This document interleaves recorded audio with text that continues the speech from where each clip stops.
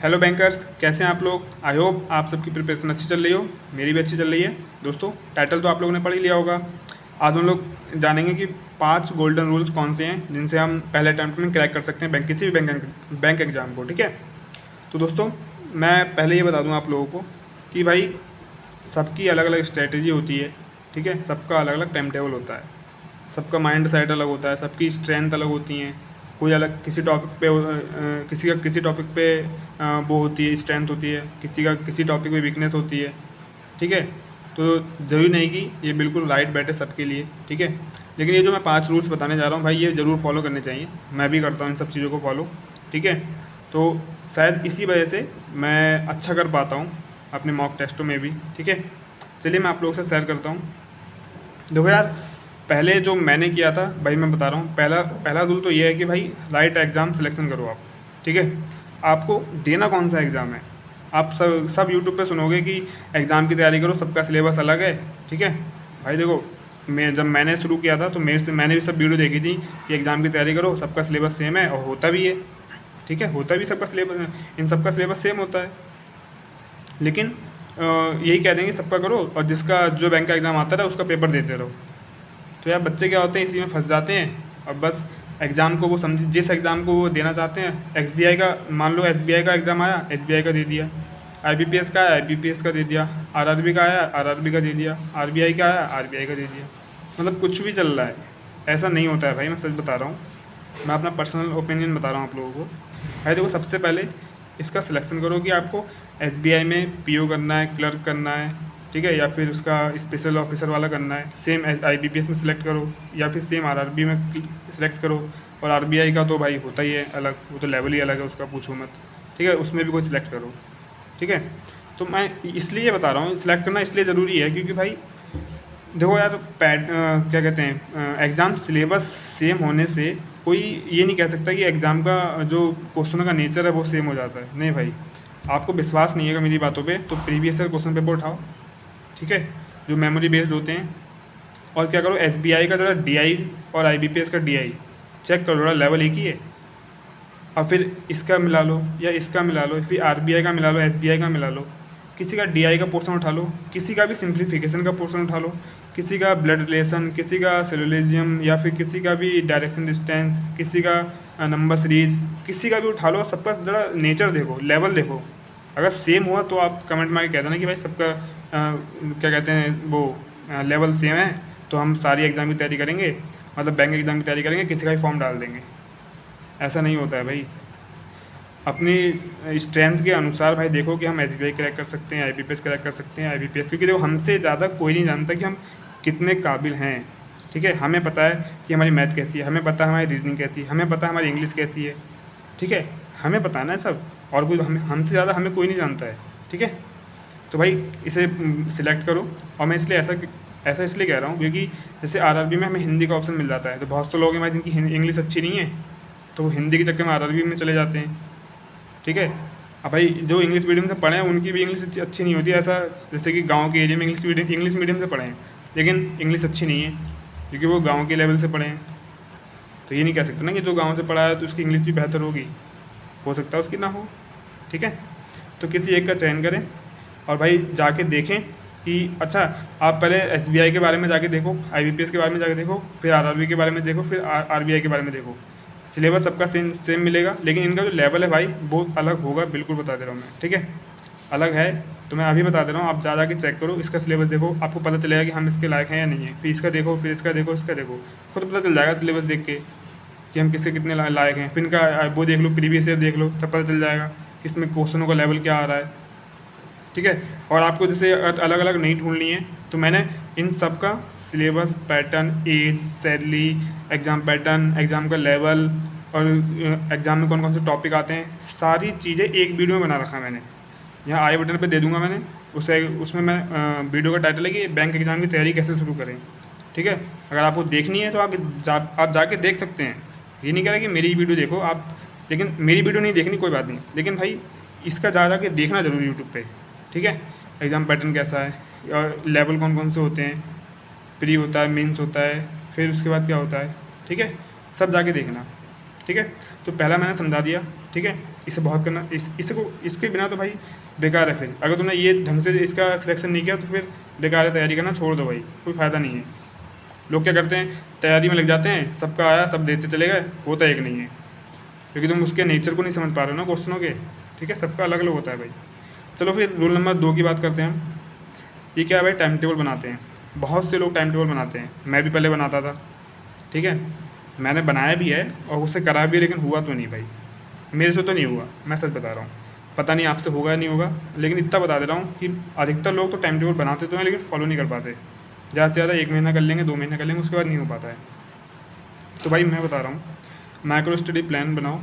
Micro study plan मतलब क्या है, छोटे छोटे टारगेट कि आज मुझे ये करना है तो करना ही है, टाइम नहीं देखना मुझे, ये करना है, ये करना है, ये करना है। 3-4 टारगेट ले लिए, टास्क ले लिए कि आज के दिन 24 घंटे में, अब चाहे मैं 24 घंटे पढ़ना पड़े, चाहे 8 घंटे पढ़ूँ, चाहे 4 घंटे पढ़ूँ, मुझे टारगेट सेट करना है। अब मेरे 4 घंटे में हो जाए, चाहे 8 घंटे में, चाहे 10 घंटे में, मुझे नहीं मतलब, मुझे करना है तो करना है, ठीक है। एग्जाम्पल ले लिया मैंने, जैसे माइक्रो स्टडी प्लान कैसे बनाए। मान लो हमने आज सोच लिया कि रीजनिंग के 30 क्वेश्चन करूँगा मैं, क्वांट की 3 DI सेट करूँगा, इंग्लिश के 40 क्वेश्चन करूँगा, करंट अफेयर्स तो डेली करनी है। इससे तो भाई अपने स्टडी प्लान में डेली जोड़ना है, इसको तो कुछ नहीं कह सकते। टाइम टेबल बनाओ तब भी इसे जोड़ना है, माइक्रो स्टडी प्लान बनाओ तब भी इसे जोड़ना है, ठीक है। तो ये तो मैंने एग्जांपल में ऐसे ले लिया। आप यहाँ पे क्वांट के 30 क्वेश्चन ले सकते हो और पजल ले सकते हो 3-4, या इंग्लिश की या कोई और, अगर जो हिंदी वाला हिंदी ले लो, ठीक है। कुछ भी करना है लेकिन करना तो है। तो ऐसे छोटे छोटे टारगेट बनाओ, उन्हें एक दिन में पूरा कर दो, और टारगेट ऐसे बनाओ जो आपसे पूरे हो सकें, और इतना लो लेवल का भी मत बनाओ कि आपका एग्ज़ाम ही ना हो पाए कभी, पता चले टारगेट ही पूरे करते रह गए, कभी सिलेबस हुआ ही नहीं, ठीक है। तो ये हो गया, मैंने बता दिया। टाइम टेबल मत बनाना भाई, मैं सच बता रहा हूँ, ये मेरी पर्सनल ओपिनियन है मेरा। टाइम टेबल से क्या होता है कि इतने से इतने बजे ये पढ़ेंगे, इतने से इतने बजे ये पढ़ेंगे, फिर इतने से इतने बजे आराम करेंगे, इतने से इतने बजे खाना खाएंगे। वो टाइम टेबल बेकार है भाई। स्टडी प्लान बनाओ, अब उसमें चाहे तुम 4 घंटे में पूरा कर लो, मुझे करना है तो करना है, ये चीज़ पूरी करनी है आज, चाहे कुछ हो जाए। ये होता है इसमें माइक्रो स्टडी प्लान, ठीक है, 1 डे का। अब रूल नंबर 3 क्या है भाई, मॉक टेस्ट का एनालिसिस, ठीक है। इसे कम से कम 2 से 1.5 घंटे तो दे ही दो भाई। ऐसा इसलिए कह रहा हूँ मैं, 2 से 1.5 घंटा लग ही जाता है भाई, मैं करता हूँ, मुझे मालूम है, ठीक है। क्वेश्चन पेपर तो 40-45 मिनट का होता है, लेकिन उसे एनालिसिस करने में चला जाता है हमारा टाइम ज़्यादा। जो हमारे जैसे जो क्वेश्चंस नहीं हुए उसे देखना कि भाई क्यों नहीं हुआ, उसमें दिक्कत कहाँ थी। फिर जो वीक पॉइंट है हमारे, जैसे जो स्ट्रांग पॉइंट है उसे जानो, उस पर थोड़ा कम ध्यान कर दो, क्योंकि वो हमारे स्ट्रांग पॉइंट है, लेकिन उसे रेगुलर रखना ताकि वीक ना हो जाए। और जो वीक पॉइंट है उस पर ज़्यादा ध्यान दो ताकि वो और वीक ना हो जाए, ठीक है। इन चीज़ों को ट्रैक करो, और उसमें 2 घंटे तो लग ही जाएंगे, क्योंकि जो वीक पॉइंट है, कहाँ कहाँ वीक है, कहाँ कहाँ गलती हो रही है, और जो वीक टॉपिक है उस पर दोबारा से उसे पढ़ो बेसिक से, और जो क्वेश्चंस नहीं हुए उस पर देखो क्यों नहीं हुए। ये सब करने में इतना टाइम लग जाता है, ठीक है।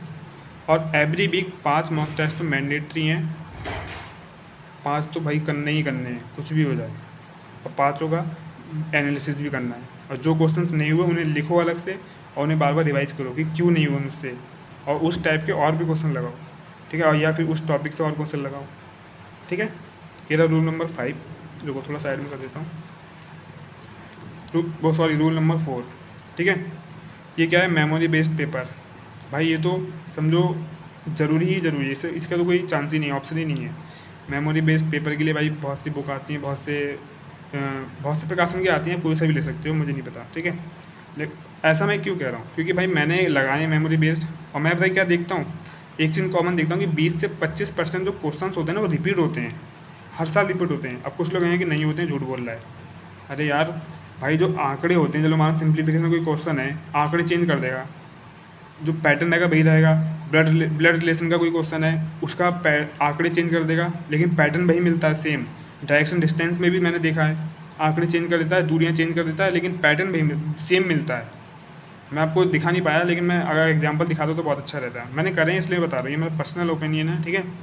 तो इसे आप 20 से 25% मिलेंगे, देखना सही बता रहा हूँ मैं, वो 25 से 30 मिलेगा ही मिलेगा आपको। आप लेके आना मेमोरी बेस्ड पेपर, और ज़रा क्वेश्चनों को देखना, एक कोई टॉपिक उठाना, पहले ब्लड रिलेशन उठाया आपने, अब उसके 3-4 साल के क्वेश्चन आपने मिलाए, देखना आपको उसमें से हर साल में एक क्वेश्चन का पैटर्न सेम मिलेगा, ठीक है। तो आपको हो गया ये पैटर्न कर लेता हूँ मैं, क्योंकि ये पैटर्न तो सेम है, हर साल आ रहा है, लेकिन आंकड़े चेंज कर देगा बस। तो आंकड़े से हमें क्या करना है, हमें तो भाई मैथ तो और रीजनिंग तो आती है, तो आंकड़े से तो हम तो खेल ही लेंगे, ठीक है। आंकड़ों से नहीं डरना, बस हमें पैटर्न डिकोड करना है कि इस पैटर्न के हमें आते हैं। नंबर सीरीज के देख लो, नंबर सीरीज के कुछ पैटर्न ऐसे हैं जो हर साल रिपीट होते हैं, ठीक है। तो उस सीरीज़ के उस पैटर्न के काफ़ी सारे क्वेश्चन कर लिए जब रिपीट हो रहे हैं तो मेमोरी बेस ज़रूर लगाना भाई, इससे बहुत फ़ायदा होता है, ठीक है। लास्ट हमारा जो रूल है वो ये है कि नो 0 डे रूल, ठीक है। यानी कि ऐसा कोई भी दिन नहीं जाना है जिस दिन आपने जीरो प्रोडक्टिविटी की हो, यानी कुछ नहीं किया आपने, ऐसा कोई भी दिन नहीं जाना चाहिए भाई। अगर बैंक की लाइन में आना है, बैंक ये कहता है कि मुझे अगर एक दिन में छोड़ दिया तो मैं तुम्हें हमेशा के लिए छोड़ दूंगा, सच बता रहा हूँ। क्यों भाई, इसमें सारा खेल है स्पीड का, और स्पीड भाई अगर तुम 2 दिन छोड़ दो ना मैथ पढ़ना रीजनिंग पढ़ना, तो स्पीड डाउन हो जाती है अपने आप, तुम्हें पता ही नहीं चलेगा, लेकिन हो जाएगी भाई। क्योंकि जो जैसे हम डेली करते हैं तो आंकड़े हमारे दिमाग में घूमते रहते हैं। अब तुम 2 दिन छोड़ दो तो वो जो आंकड़े अभी नए नए थे वो घूम रहे थे दिमाग में, वो तो चले गए, फिर स्पीड कम हुई नहीं हुई, ठीक है। तो डेली मिनिमम 4 घंटे पढ़ना, ये मिनिमम है भाई। 4 घंटे से नीचे आगे अगर आपने पढ़ा तो वो पाप है भाई, साफ साफ लिख दे रहा हूँ मैं। तो भाई घर जाओ, कुछ नहीं होना बैंक में जाके पोगो देखो, साफ सीधी बात, ठीक है भाई, ये आपके लिए। तो क्योंकि भाई 4 घंटे भी नहीं पढ़ पा रहे तो बेकार है भाई, बैंक नहीं है फिर आपके लिए। जाओ खेती बाड़ी करो अपनी, अगर खेती बहुत ज़्यादा है तब तो भाई आपको कोई फ़र्क ही नहीं पड़ेगा, अगर भाई नहीं है हमारी तरह मिडिल क्लास हो तो फ़र्क पड़ना चाहिए, ठीक है। और सेल्फ रिवॉर्ड मतलब जैसे आपने एक टारगेट बनाया, तो ये कह लो कि अगर मैंने ये टारगेट पूरा कर लिया इस वीक, मतलब जैसे हर दिन का टारगेट पूरा करा, एक जैसे वीकली टारगेट भी बना सकते हो आप। तो ऐसे वीकली टारगेट आपने पूरा कर लिया तो कहना कि मैं एक दिन मूवी देखूंगा ये वाली, या फिर एक दिन यहाँ घूमने जाऊँगा मैं, क्योंकि आपने टारगेट पूरे कर लिए ना अपने, तो आपको डरने वाली क्या बात है। आप एक दिन कहीं घूमने जाओ, फिर या फिर एक दिन टीवी देखो, कुछ भी करो जो आपकी मर्ज़ी है, शॉपिंग करने जाओ, जो करना है करो, ठीक है। और डेली टारगेट पूरे करने का एक प्राइज़ रख लो कोई, अपने आप को रिवॉर्ड करो, ठीक है। अपने आप को अवार्ड दो कि मैंने आज ये करा तो आज मैं अपने आप को ये करूँगा, ठीक है। तो सेल्फ रिवॉर्ड ये अपने आप को मोटिवेट करता है, इसलिए बताया मैंने।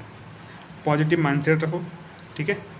पॉजिटिव रखोगे तभी भाई सब कुछ पॉजिटिव रहेगा। और ज़्यादा से ज़्यादा जो यूट्यूब पर या फिर इंस्टाग्राम पर स्टडी रिलेटेड कंटेंट ही देखो, क्योंकि और अगर बैंक से रिलेटेड तो बैंक का ही कंटेंट देखो, क्योंकि कंटेंट बैंक से रिलेटेड देखो तो कहीं ना कहीं काम तो जरूर आएगा, वो देखते रहो बस, अगर इतना ही शौक है फ़ोन चलाने का तो, ठीक है।